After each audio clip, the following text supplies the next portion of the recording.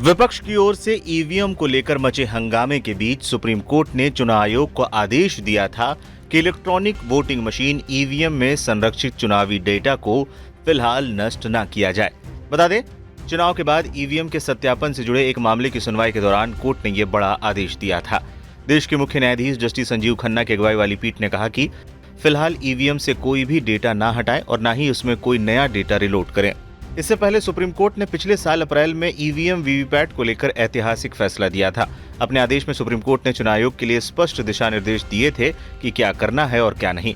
लेकिन अब association for democratic reforms ADR ने सुप्रीम कोर्ट में दावा किया है कि ईवीएम को लेकर शीर्ष अदालत ने जो गाइडलाइन तय की थी, चुनाव आयोग उसके हिसाब से काम नहीं कर रहा है।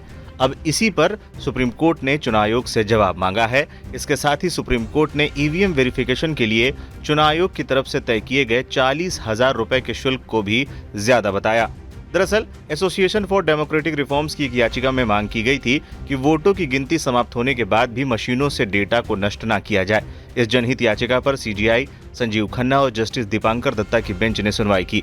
मामले की सुनवाई करते हुए सीजीआई खन्ना ने कहा कि ये विरोधात्मक नहीं है। अगर हारने वाला उम्मीदवार स्पष्टीकरण चाहता है तो इंजीनियर स्पष्टीकरण दे सकता है कि ईवीएम में छेड़छाड़ नहीं हुई है। याचिका में मांग की गई कि ईवीएम की जली हुई मेमोरी और माइक्रो कंट्रोलर को पेशेवर इंजीनियर से सत्यापित कराया जाए कि ईवीएम से किसी तरह की छेड़छाड़ नहीं हुई है। एडीआर ने अपनी याचिका में मांग की है कि चुनाव आयोग ईवीएम की बर्न्ट मेमोरी और सिंबल लोडिंग यूनिट्स की भी जांच की अनुमति दे। क्या होती है ईवीएम की burnt memory? Burnt memory EVM के डेटा को सुरक्षित रखता है। इसका मतलब है कि वोटिंग हो जाने के बाद मेमोरी को स्थायी रूप से लॉक कर देना। इससे उनके साथ किसी तरह की छेड़छाड़ नहीं हो पाएगी। ये डेटा 10 साल से भी ज्यादा समय तक स्टोर रख सकते हैं। चुनाव आयोग के मुताबिक ईवीएम में जिस सॉफ्टवेयर का इस्तेमाल होता है वो वन टाइम प्रोग्रामेबल के तौर पर बर्न्ट होते हैं, ताकि उन्हें ना तो बदला जा सके और ना ही उसमें छेड़छाड़ की जा सके। डेटा मिटाने को लेकर सुप्रीम कोर्ट ने चुनाव आयोग से पूछा सवाल।